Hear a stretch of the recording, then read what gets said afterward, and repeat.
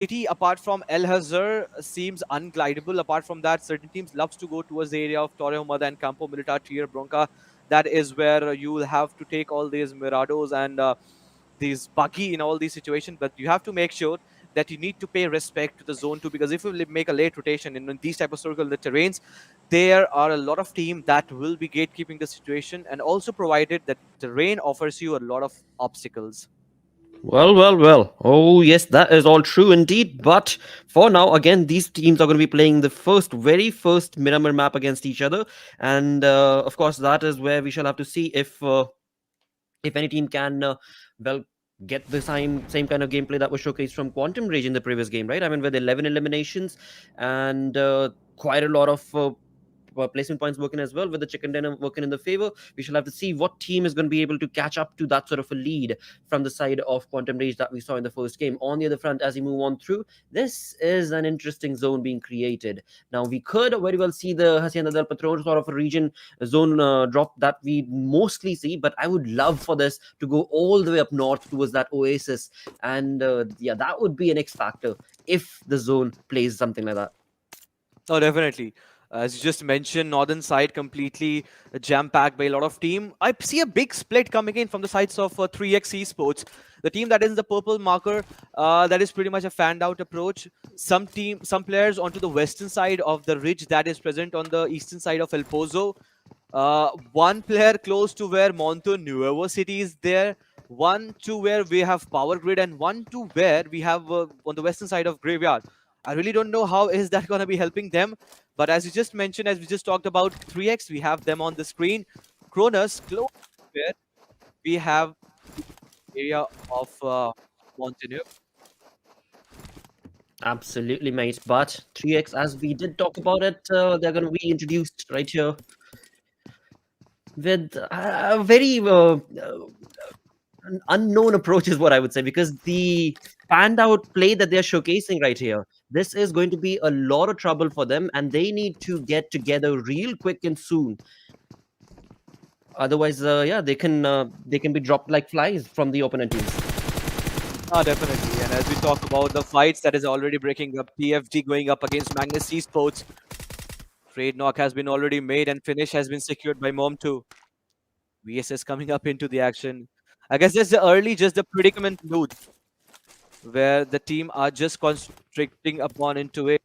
And as we get to see in the latter half of the game, we won't see a lot of VSS because that offers a lot of bullet drop, and that's not the viable option where you secure a lot of finish point with the help of that VSS. Well, that is true. But again, I mean, I do love the meta of VSS actually, because it's been a long time that we don't have that thing going on. But let's see if that'll be the case or not. Oh yes, Magnus Esports getting one finish into the name rags up. Now Respect getting away, finding themselves in the vicinity of all these compounds. It's just the early time where we get to see 4 minute 4 second of this match. Everyone just segregating the loot with SLR into the hand of Respect. We might just see some blitzkrieg shots from this side. DMR coming up into action whenever we talk about the map of Mirror. Absolutely, mate. And again, I mean, we did see this on the map of Sanok as well, right? We have these teams playing a very safe approach when it comes to these games, and that is again going to be working in the team's favor because they have that much more time to recuperate, to be able to get their loot absolutely perfectly set up for themselves, and then push into the fight. But I don't want them to be waiting for too long and waiting for the zone to be the one that will move their fight against the opponent teams. But again, as we move on towards the map itself, we do have a lot of fanned out approach being showcased from so many of these teams, because if we look on down towards the Villa del Mar, there's one team down south over there, very close to the prison island, on towards the Puerto Gracia region, on to the eastern south, we do have the side of Star that is also going to be far, far away from the zone as of now. So, talking about the zone itself, as we did see earlier, we do still have so many teams that are going to have to make that rotation towards the northern side. And as I was talking about it earlier as well, I would love for the zone to actually constrict towards the north altogether itself, because that is where a lot of fun and a lot of masala is going to be created from the side of these teams that are going to be looking on to making a late rotation.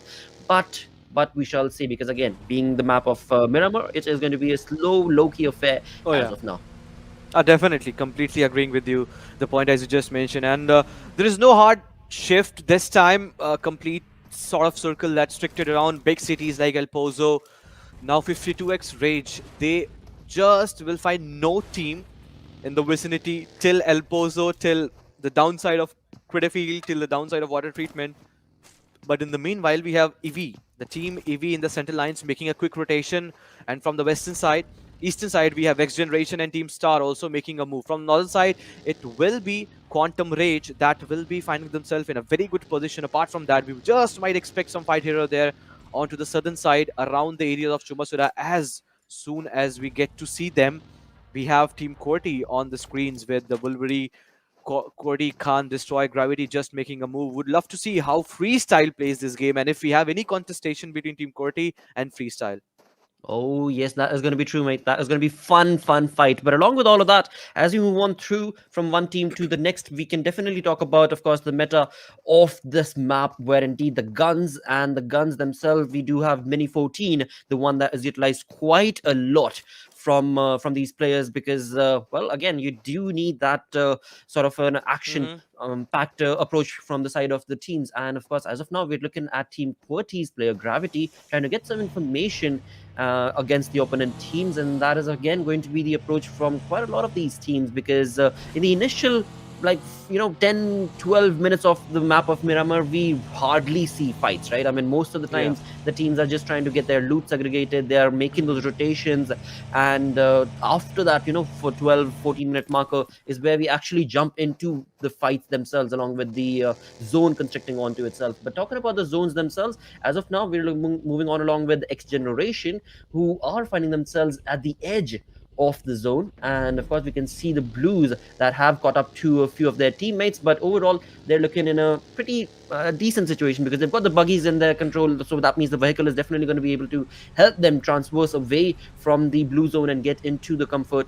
But as they do so, they best be careful, because the other teams, they're going to be waiting. And as soon as those vehicle audio cues are brought on along, the fights and the shots are definitely going to be taking in place. And this is where we've got Team HR, Razor, bringing in some action, and Somi trying to spray quite a lot of bullets onto the rotating team. But as of now, it seems like not a lot of damage is going to be given to the players.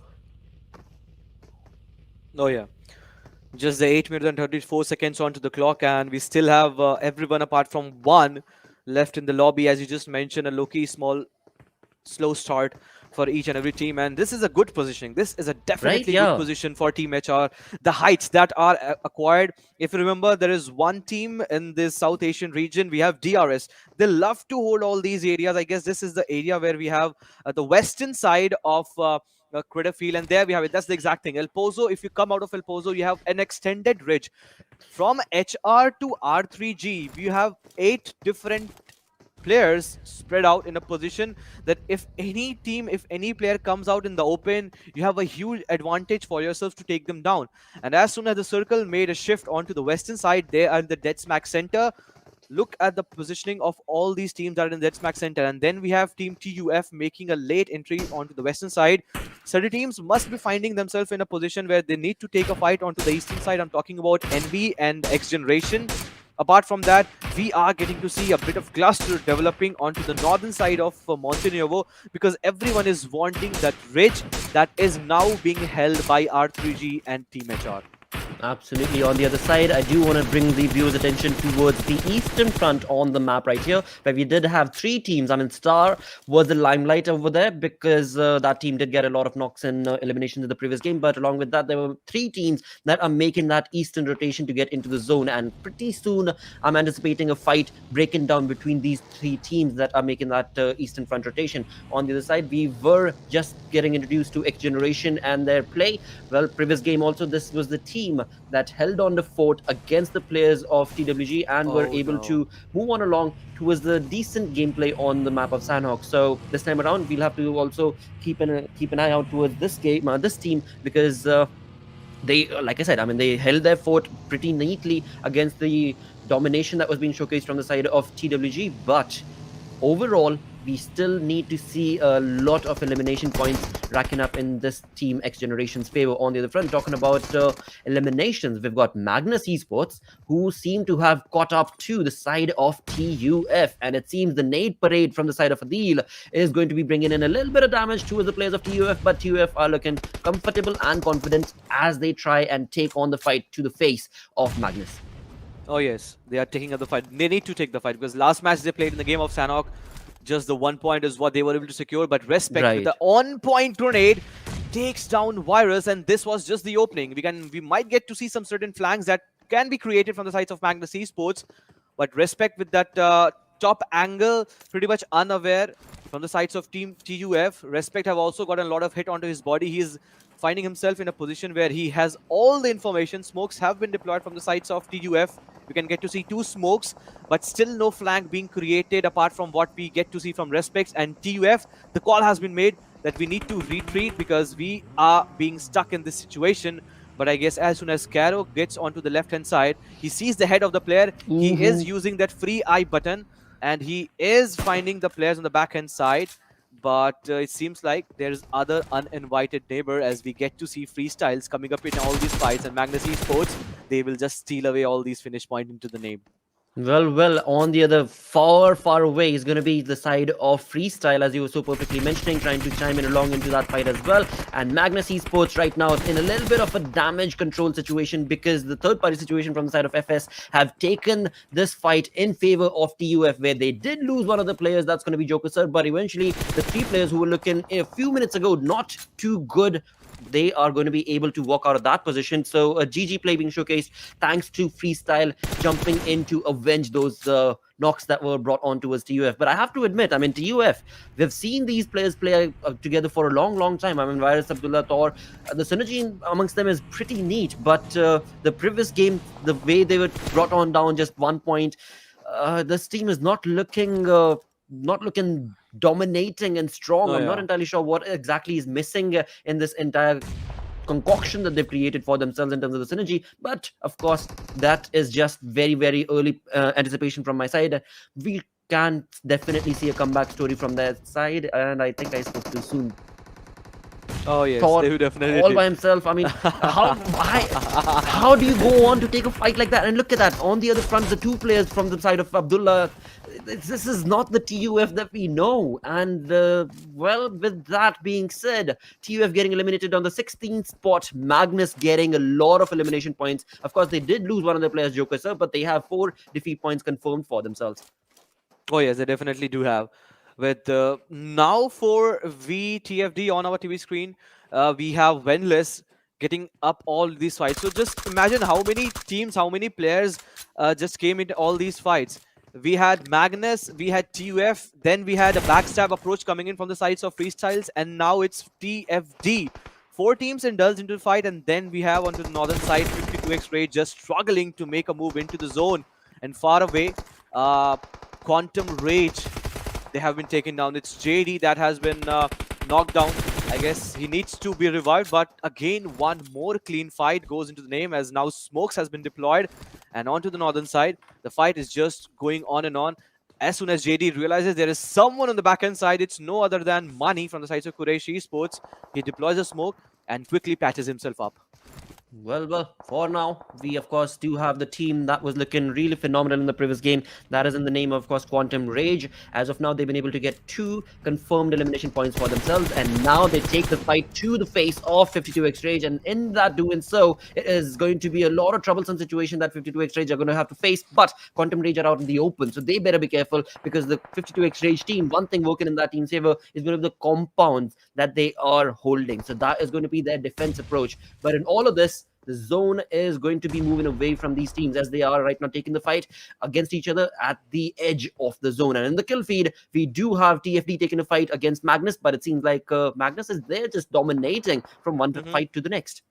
What we have seen by the looks of it, Magnus doesn't shy away from taking all these fights. They had the option at the very initial stage when they were taking the fight against TUF, where Freestyles tried to make a backstab. They had the option to just retreat away, but that was certainly not the case. And this time again, getting a lot of finish up points ragged in their name.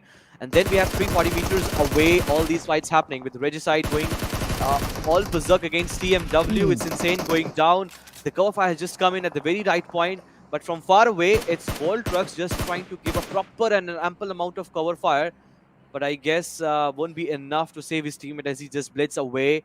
With everyone from the sides of TMW need to make a move out of all these cemeteries, it's going to be pretty difficult for them because the height has already been in the favor of R3G. So the question still remains, how do they find themselves away and still bear the blues that will be eating themselves from the back?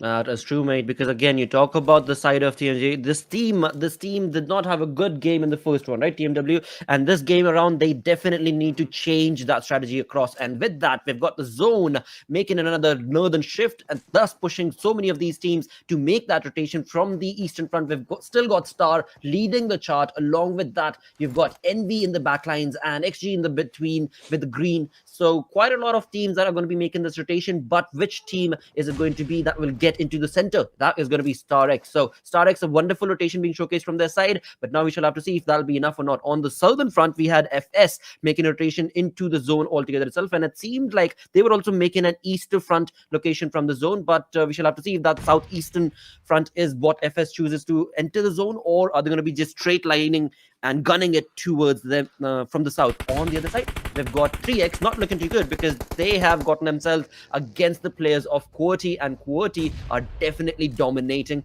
against these players. Oh yes, no doubt about that. 3 finish already up to the name, add 1 more to it. Kaizen goes down, Destroy completely obliterating the lobby. And as soon as R3G goes into the circle, it is going to be a lot of team in their vicinity. Still Magnus Esports, TMW in the way. All these rotations are being made from the western side. It's pretty difficult if you are on that top hill. If you go down, the vehicle might just flip, but there we have it, a 1v1 fight. And seems like the players on the side of TMW are unaware of the positioning of the players where gravity is actually there. But one bullet onto the head, and there we have it. Mega MVP gone down. TMW leaves the lobby with MGS Magnus Esports getting a lot of finish point already up the name. I will again waiting how QE, that is going to be of quantum range, would be allowing the team of the 52X Rage. Just we got to see in the last part of the minimap on the northern side, will they be able to allow them to make a move into the circle? But nothing to worry about. We have QWERTY coming up into the fight with Team H2E a complete control onto the southwestern side. They can still gatekeep the situation for a lot of players in the vicinity. Wow, look at that. I mean, the elimination game is strong from the side of Magnus, where indeed in the previous game they got 3 eliminations and 0 placement points. This time around, they walk away with 9 eliminations from the looks of it, and again, 0 placement points. So, a wonderful play and aggressive stance being showcased from the side of Magnus, but they getting eliminated right now. With that, we have 11 teams remaining, 33 players alive. H2E, as you so perfectly were mentioning, I mean, the 3-man squad, they find themselves on top of this mountain ridge, and right across that arena is going to be, of course, so many teams that they can take on the fights towards. Of course, the first one is going to be QWERTY, but will that blow be showcased to the face of QWERTY? Because look at the defeats, the elimination points that QWERTY have been able to get for themselves as well. 7 elimination points, and the game still carries on forth. So a lot of things working for so many of these teams' favors.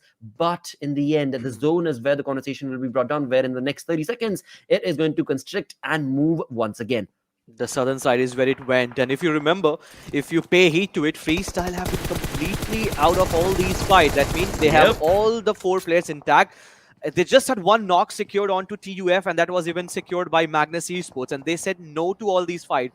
With the circle going into the favor, this is looking pretty good for Freestyles, and they know how to play their cards well from this situation. It is going to be a tough affair, not only for the sides of Envy, but also for Team Star. As soon as they make a move in the open, there are certain teams, if you look at the green colored marker, they are just waiting for the players to make a move into the circle. As we get to see the fishermen just waiting for the fish to come out of all these blue. They are just waiting to rack up all these finish point, and that is none other than X Generation. I would love to see if there is any other fight apart from this. I would love to see X Generation going up against Freestyles, a 4v4 fight. This will be a Mexican standoff for sure. Well, well, well. Seems like FS has been given the opening from the side of X Generation, where Freestyle are, even though X Generation, we can clearly see they have a lot of information against Freestyle's player and their approach, but it seems like Quality will get the better half of that fight, with Gravity and Destroyer making a very interesting flanked out approach. A two-man split being showcased from the side is definitely going to be damaging a lot of players of the side of FS. On the other front, the two other players, that's going to be Wolverine and Khan, are going to be bringing in a lot of damage towards the team of H2E that were finding themselves on top of that mountain, but I guess not for long, because Team Quoti is in action, getting the elimination against the players of Freestyle as they tried to make a rotation right here. And now, with 11 defeats already confirmed, the fight still goes on, and Quoti is still not yet done. They are not playing, they are obliterating the lobby. QWERTY 11 finish point, and out of which Destroy had 4 into his name. More than one third of what QWERTY has been able to secure, he has for his name. Team Envy makes an exit with Daku getting a lot of finish point up his name. 52x Rage was also the team that really made it difficult for Quantum Rage, as we can get to see just the one player standing for the size of Quantum Rage. But that is an affair that is happening on the northern side. On to the eastern side, we have a lot of Masala as X Generation, with all the 4 players racked up. So I was early predicting a fight between Freestyles and X Generation.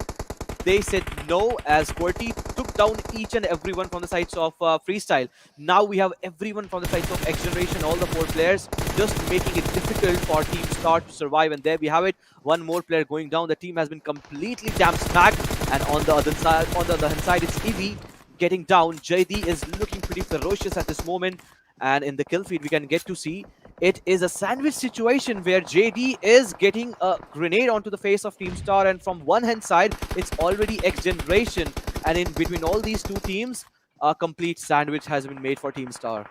Dude, the zone has definitely brought in a lot of trouble for so many of these teams. The one thing that has favored Quoti is the fact that the zone has been so very close to their position, and that is something that, along with the elevation advantage that Quoti have, is definitely resulting in favoring them in terms of the points that they've been able to accumulate. But we still have X Generation that is going to maybe bring in a little bit of blow against the positioning of Quoti, because it's a 4v4 situation between those two teams. But as of now, it seems like X Generation is slowly going to be pushing their ranks up, getting those elimination points working in that team's favor. But so is the case from the side of Quoti, where look at Gravity. He is sitting at 4 elimination points already confirmed for his side, and they have a 3v1 split, 3-man that are, we can see on the mini map, towards the outer edge of the zone. They have complete control of the zone basically, and Gravity, this dude is just completely gravitating towards every single elimination point and defeat that he possibly can for the side of his team.